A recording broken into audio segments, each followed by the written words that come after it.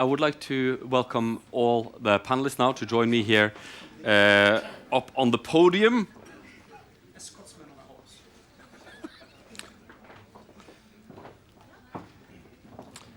So I guess what we have learned so far is that the abdication has not yet happened, but we should brace ourselves for rough times ahead. And I thought, using my privilege as the chair, I would like to ask each of you one question that was at least jumped up for me during your presentations. I would like to start with you, Andrew. You were talking about the 2% goal, and I would like to ask your qualified opinion of what will happen in 2024 when Europe fails to deliver on this promise.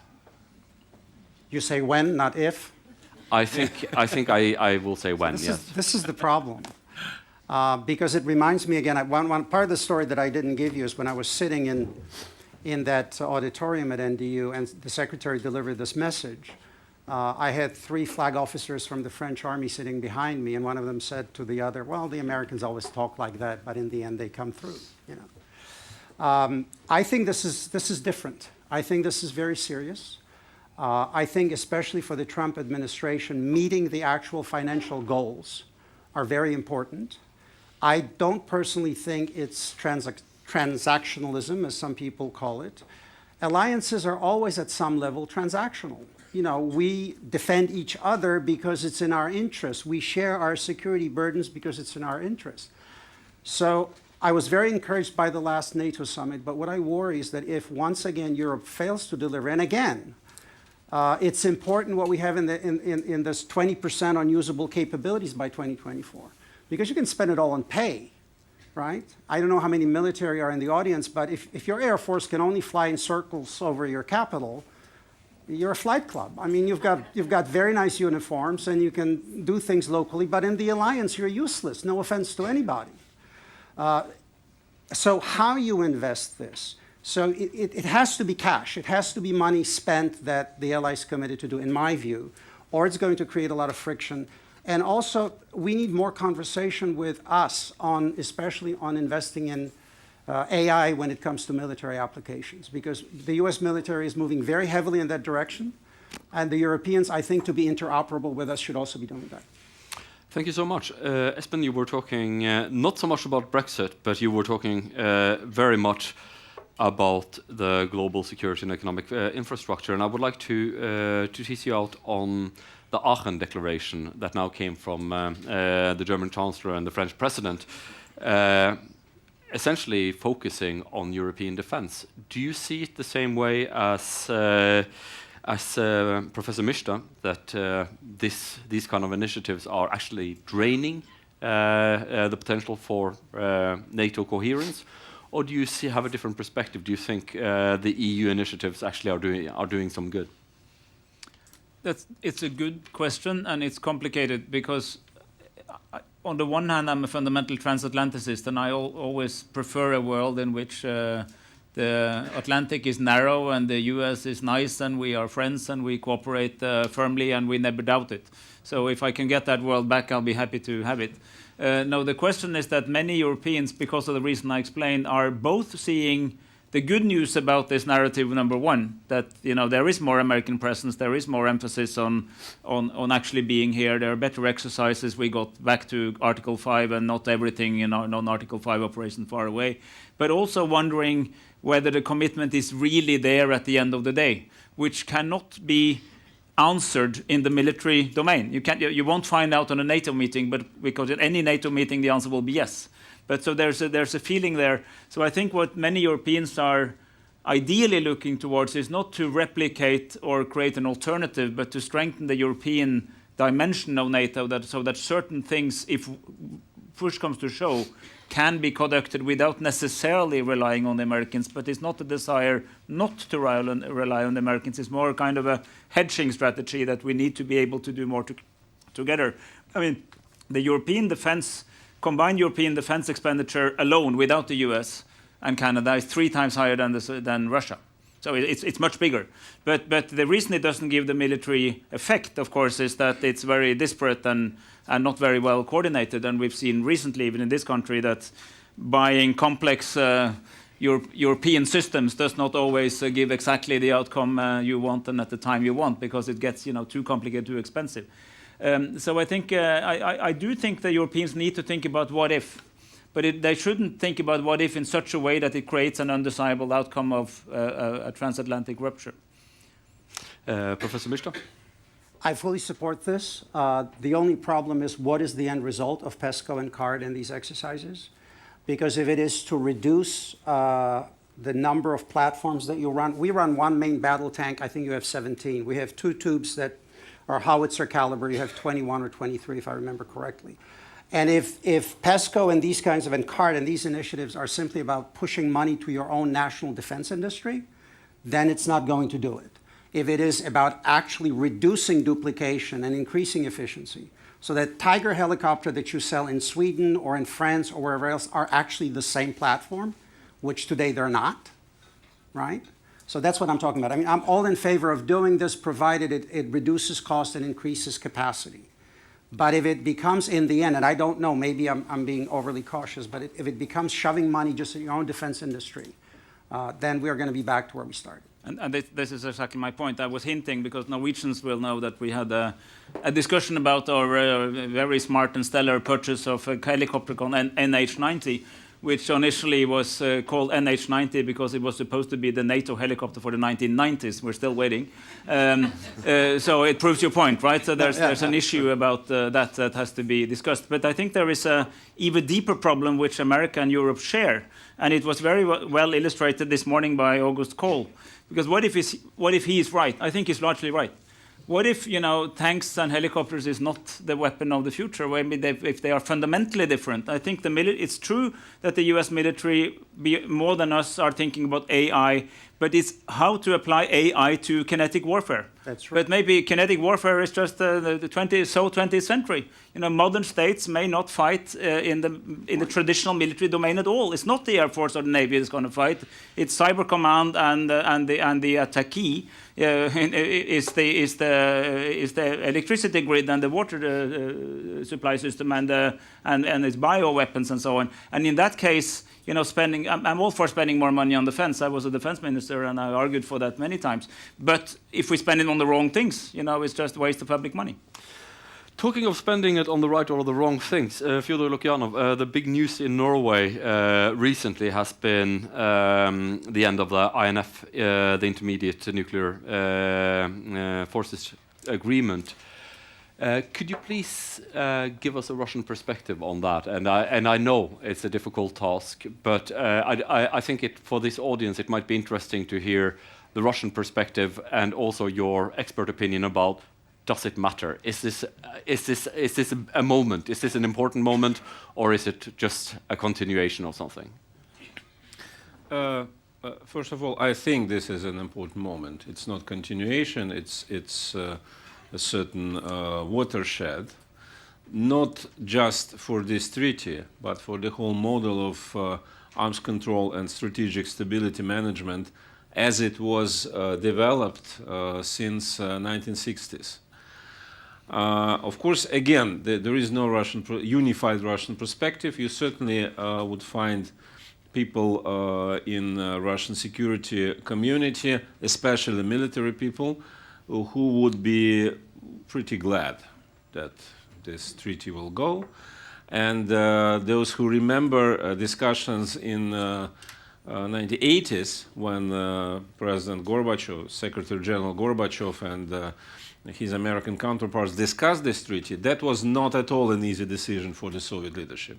So it was never a very popular treaty among many security and defense people in Russia. But anyway, at the same time, diplomats and I think actually the leadership of the country, including President Putin, they are not happy about what is happening. Unfortunately, I believe that this treaty became victim of the general atmosphere between two countries, because in different environment, those mutual claims be it American claim that Russian particular missile violates or Russian statements, that would be actually very easy to discuss among professionals and technical staff and military people, and to find solutions which would suit for both sides, in case there is a political atmosphere to do it. Unfortunately, it's not at all the case. We know why. And that means that despite the political statements, it is not yet, both sides not yet withdrawing its suspension, but I think this treaty is dead, as I'm afraid the New START treaty, which will expire in 2 years. Having said that, so again, it's my personal view. I'm not the biggest specialist on this area, but those in the United States, including Security Advisor Bolton, who say that the treaty or the philosophy of the whole treaties and model for arms control is a little bit out of touch with today's reality and principles which were developed in 50s and 60s by brilliant people, but that was a completely different world. So it's quite difficult to deny. And I think that the positive outcome, if we can find, of course, what happens is hurting international security, no doubt about that. But the positive outcome would be if US, Russia, maybe China after a while, will start to at least intellectually discuss how a relationship in this field can be organized in years and decades to come on different principles. Certainly the principle of parity and symmetry is gone, and it's not how today's world is working. But unfortunately, again, we are back to political atmosphere, no idea how to launch it, and no interest on any side to start to discuss. Well, I think you're right, but it's depressing. Merci beaucoup. I have to say, you know, like I'm a huge fan of your comments in The Diplomat. But in your presentation, you were a little bit cagey as to which part or in which section of the 4 quadrants in your figure 1 you yourself believe that this relationship is heading. So that's going to be my question to you. How do you read your own figure 1? Well, I don't think we're at the perfect storm scenario yet, the polarizing rivals. We're somewhere near, I think, hovering in the unequal partners scenario where there is this, the US and China are doing this tango. A lot of factors will affect how the relationship will unfold. As you all are well aware, the trade tariff talks are currently in process. The Chinese Vice Minister Liu He was in Washington, D.C. last week. Chinese New Year is today. A U.S. delegation, USTR, Trade Representative Robert Lighthizer, and the U.S. delegation will return to China later this month to continue the conversation. Now, this is a truce period. The Trump administration is waiting and to see what the Chinese will offer up. But even if the tariffs are imposed, the larger structural reforms need to be implemented on the Chinese side. And that really is the question. So right now, to answer your question, I don't think we're in any of the rosy scenarios, the strategic collaboration or even pragmatic collaboration, cooperation. There's maybe some hope for that. Again, it will depend on how serious the Chinese are in terms of structural reforms to their economy. Just following up on that, one of the issues that's being raised time and again in discussion in the West and in Washington, D.C. is the prospect for a war between the United States and China. Do you think that that is a likely outcome? And are the Chinese preparing for an armed conflict with the United States? Well, from the military planning point of view of any military, you're always planning for war, some sort of military conflict. That's what they're supposed to do. Now, what events will precipitate military conflict? That remains the question. China can build a world-class military. It has the largest infantry, but has it yet been tested in actual warfare? That is still a question that remains to be seen. Now, the question is, how high must the stakes be for the PLA to actually go into military conflict? Is it over Taiwan, South China Sea? If some kind of flashpoint comes up or unanticipated event with North Korea happens, what will China's strategic calculus be? So all three scenarios would at some point involve the U.S. So it's a matter of what that triggering event would be, and the Chinese considering, well, what the stakes are for them to actually enter in and initiate some kind of military measures. And well, Espen? Well, I think on that, because I think the most likely scenario for the South China Sea is not that it develops into war, but it will be tense for a long time as China tries to establish a new normal of presence and the US trying to push back. And that kind of situation is exactly the type of situation that can lead to unintended escalations, right?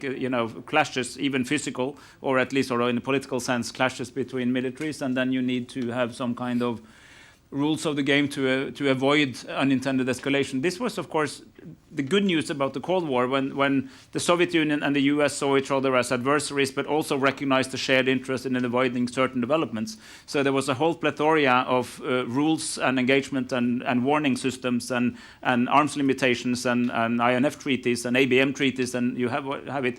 That was exactly the side say, we are enemies, but we don't really want this war. Now, that doesn't really exist in the China-America relationship, and that is a reason for worry. So I don't think, war by design is very likely, but the war unintentional. And just remember one thing, classically people used to think, let's look at the combined military might of the US and compare to its adversary. And of course China is inferior. But the problem is that war, if a limited war, would be fought in China's immediate neighborhood with all the advantages of being at home, compared to the disadvantage of being far away, and with the different risk calculus, for instance, for defending your absolute core interest to some kind of more extended interest over there. So I agree. I don't think there's a plan for. Apart from, of course, contingency planning, but I think there's a certain reason for worry. Andrew? I take a very jaundiced view of where we're heading, and in that sense, I think China is pursuing, if you apply any sort of theoretical framework to this, a path that's no different from any other rapidly modernizing state that becomes geostrategically assertive first in its region, then it's beginning to project power elsewhere. Depending on which Chinese statements you look at, that new perimeter is going to reach to Hawaii. It may reach beyond Hawaii. It may reach deep into Central Europe or even beyond. I don't want to go into the speculative discussion, but one thing to me is clear, and maybe it's because I spent some time teaching at the Naval War College where China was the only preoccupation, because the big Navy wants to do the Pacific Ocean. They don't want to do your Atlantic, right? Trucking service. Now, jokes aside, and in fact, Admiral Richardson, when he became the Chief of Naval Operations, one of the smartest naval officers we have in my book, came to the Naval War College and in the Spruance Open Forum said that NATO needs a new maritime strategy because what we have now is insufficient, and that the Navy ought to rediscover the Atlantic, not just in terms of getting reinforcements, but the whole question of air and missile defense, the A2AD issues of Russia in different areas has to be addressed. Why am I skeptical about what's happening is because I watch what the Chinese are doing. So remember, the artificial islands were not supposed to be militarized, right? They're being militarized. They're basically permanent aircraft carriers, right? Now, the advantage for us, it's easier to shoot at them because they're not moving. But jokes aside, the Chinese are pursuing a very consistent pattern of transitioning their technology to military applications. And let me make a more general statement, because in my view, the decision to bring China into the World Trade Organization as a developing country was one of the most fundamental strategic mistakes that we made. The second one was moving our supply chain to Asia, and especially to China. I started in this racket during the Cold War, so I remember, the first and second Reagan term. The Russians could steal Western designs, but they had to build them using the technologies, alloys, and processes that they indigenously developed. So I remember COCOM restrictions in NATO that said you cannot sell the Russians a 386-based personal computer because it can be dual use, and their clean rooms were so dirty they couldn't really consistently build a processor for a while. Look at what we did over the last 4 decades. We took the jewels of Western technological culture, and I'm not a scientist, I'm just repeating what scientists tell me, and we've handed it over in the name of short-term profit, globalization, you know, brand new world, blah, blah, blah, all this kind of stuff. And then we're surprised that the weapons parameters that the Chinese are fielding are increasingly approaching the parameters of what we have. And we are probably 10 to midnight. What I really greatly admire the current administration for is ringing the bell and saying it is time to stop. And I have to tell you that we're getting some results. You mentioned some of the trade representatives coming from China. When I worked in DC, the Chinese always coming in when they were being upbraided for what they were doing, they always kept saying, we're all a peacefully rising nation, we're all peaceful, you know. Right now they're coming in saying, how do we fix it? So this is being felt. The risk of a trade war would be very painful for the United States and for you, but it would be devastating for the Chinese at this point in the game. And we may have the window of 10, 15 years going forward. I'm not quoting myself, but The Economist, but we're at a point, at an inflection point here. 1 in 5 Western companies that are doing business in China were extorted for intellectual property. This is not me, this is Congressional Research Service of the United States Congress. So if you have this kind of a trade relationship where for market access you're being asked to give up your technological secrets, and if your manufacturing base is now in China, you can be as innovative as you want, but you can't bring the new product to market because you're not set up to produce this thing and then to market it. We have to rethink how we do patents, for example. Why do we patent discoveries? To protect intellectual property. In effect, we're publishing the information on what it is that is then being used for other designs. Look at the Chinese J-20 jet, the stealth fighter. Looks remarkably similar. Now, you can say there's some issues with alloys on this and other things. My point is, we need to bring back a large portion of our supply chain to the United States and to the West, and we need to set some very firm rules on what is permissible and what is not permissible. All of this, in my view, was based on the misguided assumption that through economic export-driven modernization will bring about democratization of China. What we have created is much more nationalistic and much more powerful party state. China is not a nation state, it's a party state. I don't know what the exact number is, 80 million or so party members that control billion and change of the entire population. These are the interests that are driving the Chinese, in my view, and not the interests of how to create a democratic structure. So the argument that if you reach purchasing power parity 5,000 per capita, the middle class will emerge, the middle class will demand participation in the political system, boom, you will have Jeffersons rising all over Asia. That was very naive, very misguided, and I think we're now looking at a very serious risk, because what we are confronting now is a massive power. This is not a Japan of the 1970s that depended on us for security. This is a state that's geostrategically assertive, that believes it needs to restore its proper position of power globally. And on this cheerful note... Yes, thank you. I was hoping that somebody would say that. Fyodor, you asked for a comment, but we want to have a couple of questions towards the end. Carsten, please, we'll ask the first question. Fyodor, the floor is yours for your comment. Yeah, just one footnote to this very interesting discussion about China-US. I think we should remember one phenomenon which is typical for all countries, no exception. Foreign policy is now increasingly guided by domestic needs everywhere. And not just strategic ones, but very tactical ones. We see it in the US, we see it in Europe in many countries, we see it in China, we see it in Russia, everywhere. And that means that I, as Professor Mishta, I'm a staunch supporter of realist school of thought. But unfortunately, we need to take into account this dimension as well.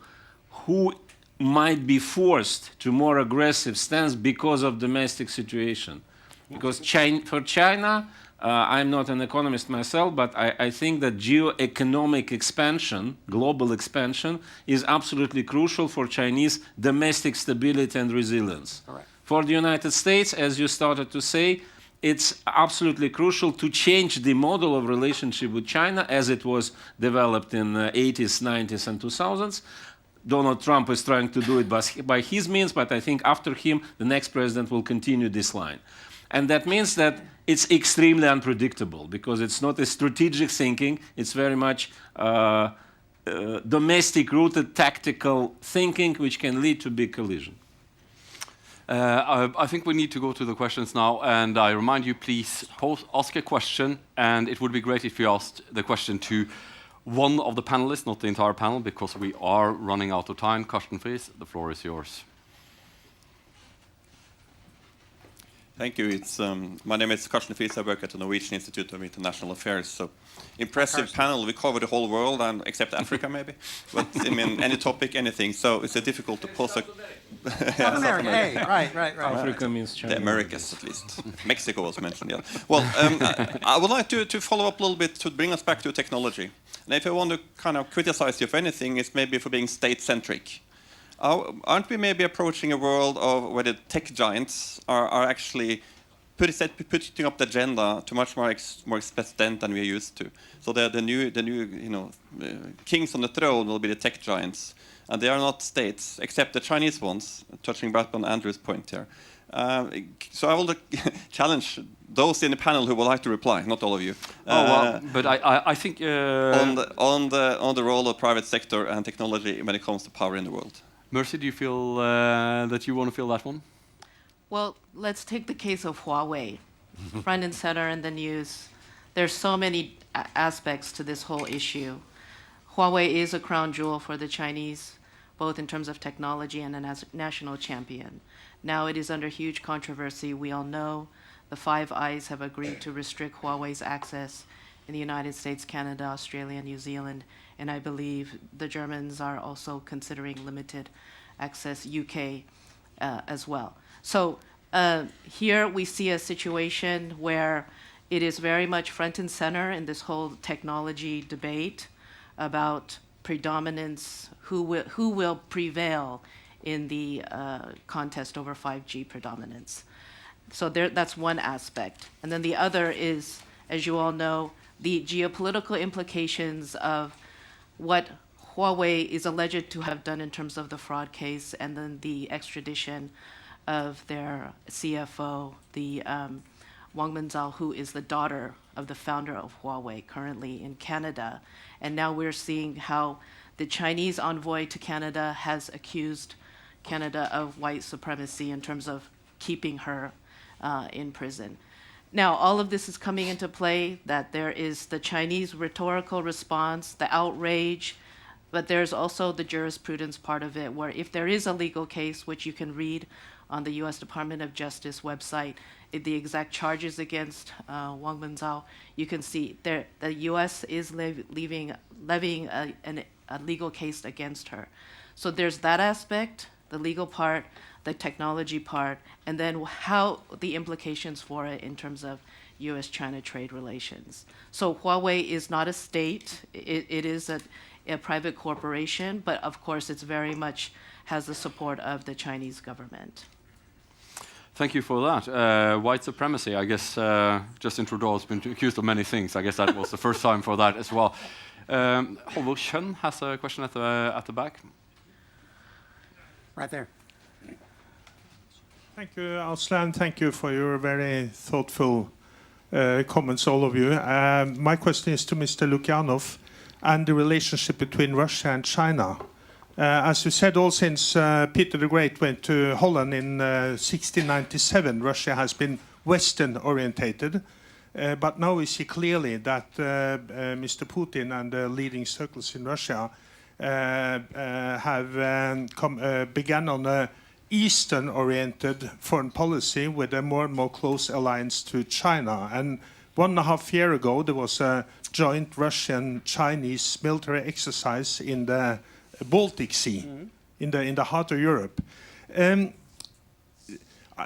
As I know the Russians, they really see China in the long point view as a strategic enemy of Russia.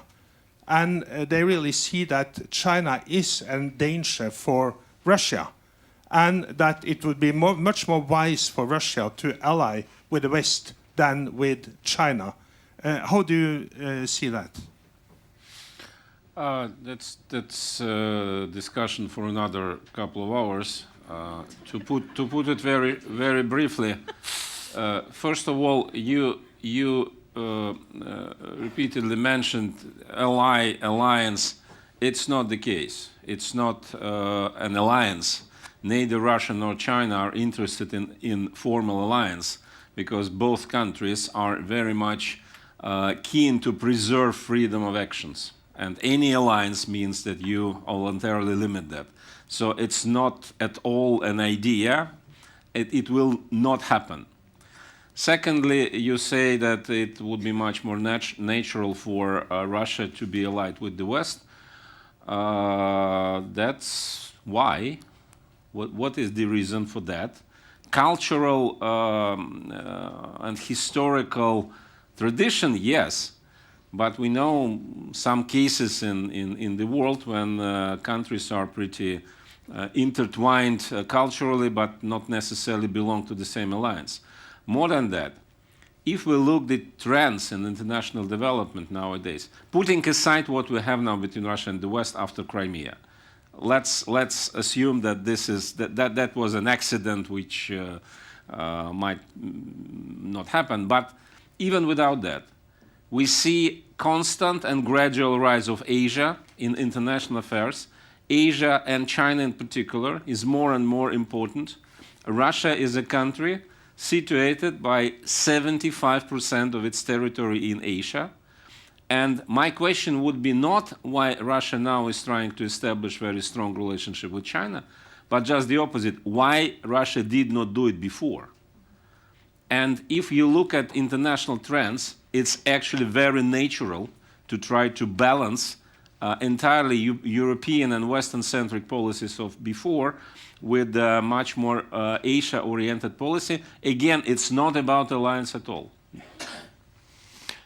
We have one more question, and that's going to be a brief one, and then it's the end. But it's a gentleman who asked first. I was terribly rude. I overlooked you, sir. The floor is yours. Thank you. My name is Bjarne Eikefjord. I'm in the board of the International Forum of the Labour Party in Oslo. And my question goes to our friend from Russia, Fedor. And if I did understand you correctly, that you think that the INF Treaty could have been saved, maybe saved, if some technician had been sitting down around the table and found out if this missile were inside or outside the treaty. This gave me a kind of déjà vu of what happened in 1914, where all the soldiers were mobilized and put on a train to the front, and there was no political will. There was even not a button to put up a red light somewhere on the road to the front. And then I would like to ask you, everybody now has 6 months to think about what they are doing. Is there a possibility still that there may be a kind of experts or whatever from both sides sitting around the table and defining if these missiles in question are inside or outside the treaty to save the treaty? Or do you think the train now has left the platform on the road to the front and nothing can stop it? Thank you. So my understanding of situation is that the train has left and is moving towards another station which we don't know yet. Theoretically, yes, 6 months of suspension means that if something happens, they can sit down and discuss, but I don't see any reason and any sign to believe that it might happen, especially regardless what you think, is Russia right and wrong or wrong, but the form in which the claim was presented by the American side, it was ultimatum. Great powers never react to ultimatums. So that was, so to say, done since the moment when it was formulated in this way. But again, I think I met Mr. Bolton in Moscow when he was last year there. There was a breakfast organized by U.S. Embassy. Mr. Bolton was extremely nice and was very, very charming person. And I was surprised because his public image is different, but in private. And he said actually very clear to us. There was a couple of Russian experts. oh, come on, guys, we believe you violate, but it doesn't matter. You understand that this format is outdated, so look at China, look at other countries. Why do we need it? And I think this thinking did prevail. Espen? Yeah, I think there's a kind of a commonality between two different threads here. One is what to do about the INF Treaty, and then the other one is with China violating trade and intellectual property rules. And the commonality is that if you believe that somebody is in violation, you can do two things. You can either say that you violate, hence the treaty is stupid, let's get rid of it, or you can raise the problem of violation and try to deal with it there. I think if you, we have talked about the INF, if you think about I agree actually that Trump has a point on how China has used its access to these Western invented institutions. But if you really want to deal with that, I don't think the good way to start is to tell everybody it is America first. What about saying, here are some institutions we all cherish, there's a violator, let's gang up and see what we can do with them. Because this way, it's almost like you allow President Xi to come up as you said, Davos man, and as the cooperative guy, and you take the role as the guy who's against cooperation. So I mean, there's ways and means here, because there is a point, but is this the way to deal with it? So I think the problem is now that identifying weaknesses should not lead to the system's collapse, but to improvement. That's from one Davos man to another, right? Yes, exactly. Ladies and gentlemen, we have gone 5 minutes over, but I think it was worth it. I think we have all learned that the Anglo-American abdication has not happened, but we should all fasten our seatbelts because it's going to be a bumpy ride. Please join me in giving a big round of applause for our panelists. Thank you so much. Thank you very much. It will be coffee in a minute, but I have this Norwegian mittens with me to my friend in Bavaria. Okay. I think you can use them down there. Thank you very much, Andrew, for coming. Thank you. It's great. And also some smaller ones for you. Thank you. It's great. really They're great. great. No, they're wonderful. And I hope it's cold in Moscow as well in the coming weeks. And to Espen and Asle, who have got mittens from year to year, we have some other small token on our appreciation.